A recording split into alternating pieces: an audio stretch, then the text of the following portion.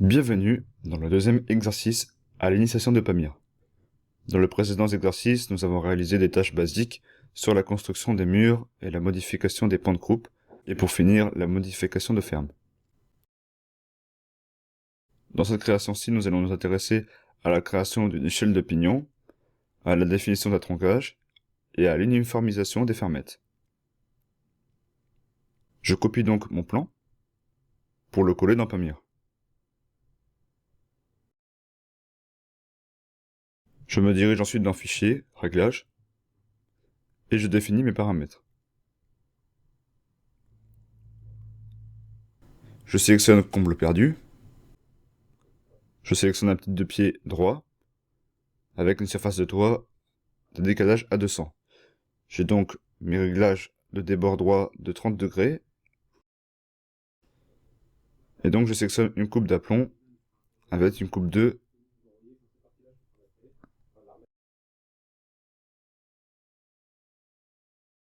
Je sélectionne ensuite l'outil rectangle. Je me dirige dans la description pour modifier mon type de mur. J'enlève donc ma sablière.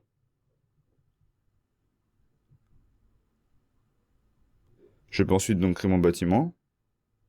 On peut voir que mon bâtiment est de 12 000 par 8 000.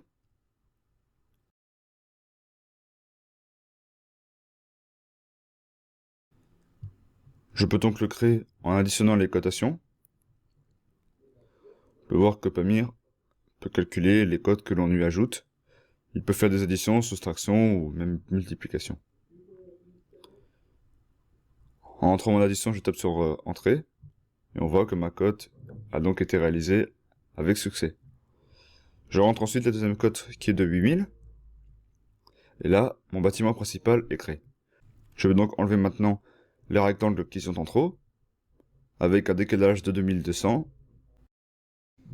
Je sélectionne encore une fois rectangle, et j'active l'option inversée. Avec Alt-G, je clique à l'opposé de mon bâtiment, et je rentre un décalage de 2200.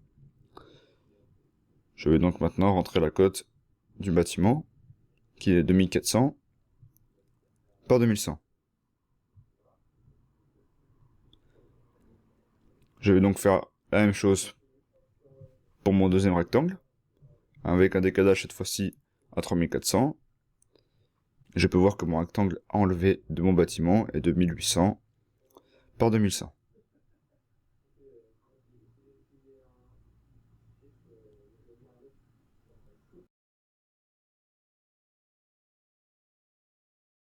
Je vais donc réaliser pour finir mon dernier rectangle, avec un décalage de 1700,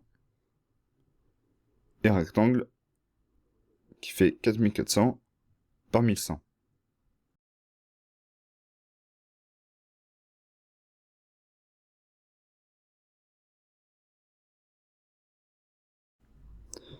On peut donc voir que ma surface a été réalisée. Pour finir, je vais donc recoter toutes mes surfaces pour voir si elles sont identiques à mon plan. On peut voir qu'elles correspondent. Je vais ensuite, pour finir, dessiner le bâtiment externe, avec Alt-GR toujours, avec un décalage de 0 en X, espace 1000 en Y. Je désactive l'option fusionner, et je rentre les cotations de mon rectangle.